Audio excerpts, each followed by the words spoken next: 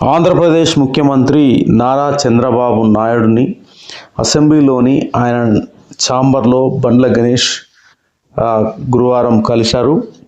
YCP ప్రభుత్వం చంద్రబాబుపై 2023లో అక్రమ కేసులు బనాయించి జైలుకు పంపింది.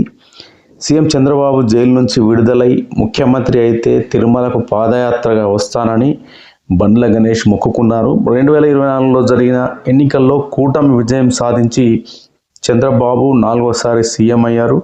సంకల్ప యాత్ర పేరుతో షాద్ నగర్ ఇంటి నుంచి జనవరి 19న పాదయాత్ర చేపట్టి నెల 10వ తేదీన తిరుమలకు చేరుకున్నారు బండ్ల గణేష్. 23 రోజుల పాటు 535 కిలోమీటర్ల మేర బండ్ల గణేష్ పాదయాత్ర సాగింది. 2 రోజుల క్రితం తిరుమల శ్రీ వెంకటేశ్వర స్వామి వారిని దర్శించుకుని బండ్ల గణేష్ తన మొక్కును చెల్లించుకున్నారు. నేపథ్యంలో గురువారం అమరావతిలో సీఎం చంద్రబాబును కలిశారు. తిరుమల నుండి తీసుకువచ్చిన శ్రీవారి ప్రసాదాన్ని ముఖ్యమంత్రికి అందజేశారు. బండ్ల గణేష్ను సీఎం చంద్రబాబు ఆత్మీయంగా పలకరించి ఆలింగనం చేసుకున్నారు. పాదయాత్ర సాగిన తీరును సీఎంతో బండ్ల గణేష్ పంచుకున్నారు. దారి పొడవునా పార్టీ కార్యకర్తలు అండగా నిలిచి తనతో నడిచారని, వారి ప్రోత్సాహంతో తాను మరింత ఉత్సాహంగా పాదయాత్ర చేస్తూ తిరుమలకు చేరుకున్నానని బండ్ల గణేష్ ఈ సందర్భంగా తెలిపారు.